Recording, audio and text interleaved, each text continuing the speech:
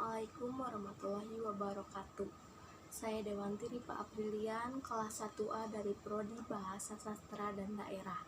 Saya di sini mau menjelaskan tentang mari lestarikan bahasa ibu. Bangsa Indonesia adalah bangsa yang sangat kaya akan sumber daya manusia, hasil bumi, dan kebudayaannya.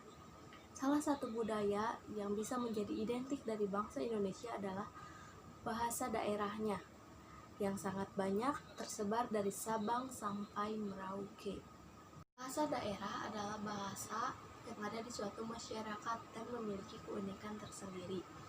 Tiap daerah memiliki bahasa daerahnya masing-masing, seperti halnya bahasa Jawa, bahasa Sunda, Bali, dan Minang.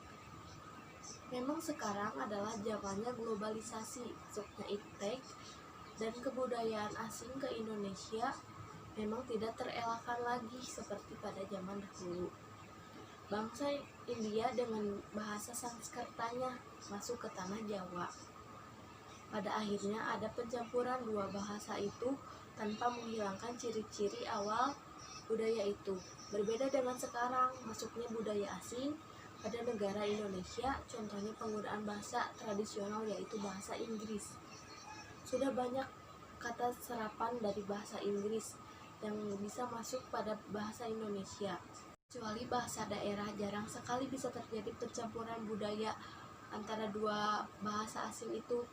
Semakin lama penggunaan, semakin jarang juga. Dan contohnya, anak muda zaman sekarang akan lebih suka berbahasa asing, contohnya bahasa Inggris ataupun Jepang. Padahal bahasa itu bukan bahasa asing kita sendiri.